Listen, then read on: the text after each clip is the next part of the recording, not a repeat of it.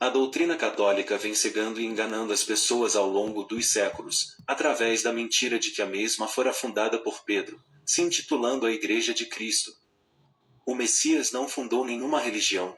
Quando mesmo se referia a Pedro ser sua igreja, ele se referia ao corpo de Pedro, o corpo humano, verdadeiro templo vivo do Pai, criado à sua imagem e semelhança, e não a um templo de pedra.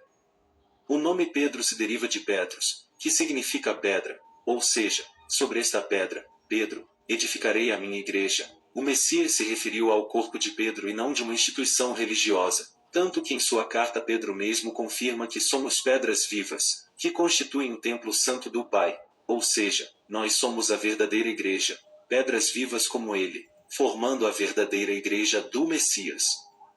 Não existe nenhuma menção da Igreja Católica nas Escrituras, nem mesmo em Apocalipse, quando o Mestre enviou cartas às suas igrejas. Paulo, quando esteve preso em Roma por 2 anos, nunca mencionou qualquer igreja fundada por Pedro. Além disso, nenhuma passagem bíblica cita Pedro fundando alguma igreja ou se intitulando líder ou papa. Além disso, o catolicismo só surgiu depois de 300 anos da morte de Pedro, provando que nunca fora fundada por ele ou pelo Messias, mas que se aproveitou de uma mentira de que é a única igreja verdadeira para enganar as pessoas ao longo do tempo. Quem fundou o catolicismo foi o imperador Constantino, que unificou o Império Romano em uma só religião. O mesmo converteu todos os templos pagãos de Roma em templos cristãos. Por meio do Concílio de Nicéia, promulgou e formulou toda a doutrina católica, como dias festivos, ordenanças, bem como os cargos eclesiásticos. Por isso o catolicismo é repleto de idolatria, paganismo e doutrinas mundanas, pois tudo foi herdado do paganismo romano, a exemplo a crença do inferno e purgatório, que for herdado da história mítica de Hades, e também do culto ao sol, bem como a guarda do domingo, tudo oriundo do culto romano ao deus Sol Mitra, assim como toda a doutrina católica. A Grande Babilônia, a mãe das prostituições e abominações da terra, pois dela se derivaram todas as falsas doutrinas cristãs, espalhando sua falsa doutrina, idólatra e herética. Dela se originou o protestantismo, que por sua vez se ramificou em milhares de denominações religiosas, cada qual ensinando um Cristo diferente, falsas doutrinas, heresias e mentiras, assim como a mãe, prostituindo a palavra pura do Mestre. Instituiu homens como se fossem santos, com títulos de pai, mestre, sucessor de Pedro, do Messias, dentre outros. O catolicismo ainda alterou o tempo, com a criação do calendário gregoriano, o qual retirou vários dias da contagem do tempo. A mulher estava adornada de ouro e pedras preciosas. Tanto o ouro como as pedras preciosas é presença marcante no catolicismo, presente desde em utensílios, castiçais, vestimentas, estátuas, relicários, artes e reservas de ouro contidas no Banco do Vaticano.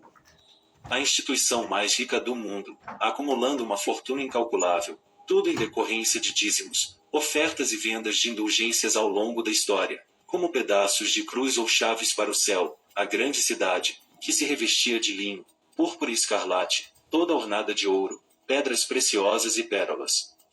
A mulher tinha um cálice em sua mão, cheio das abominações e da imundícia da sua fornicação.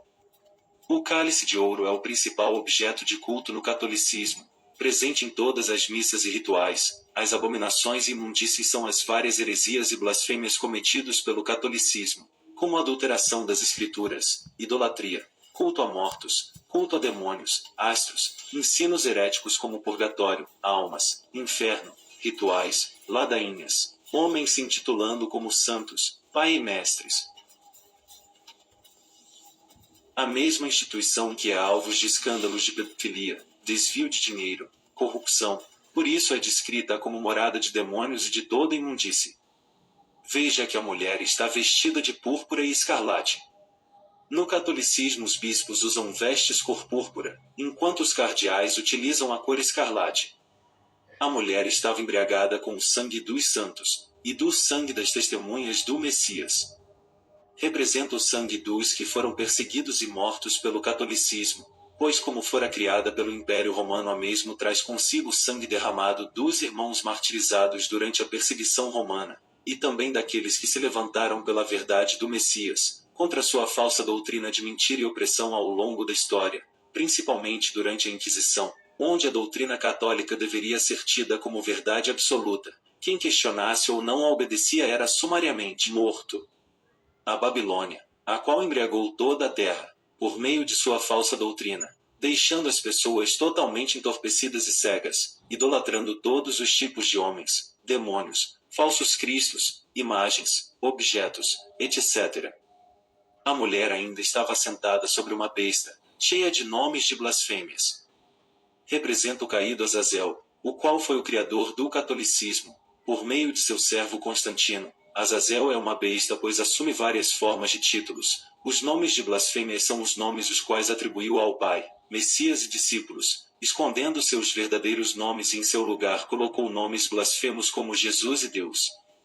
A mulher estava sentada sobre muitas águas.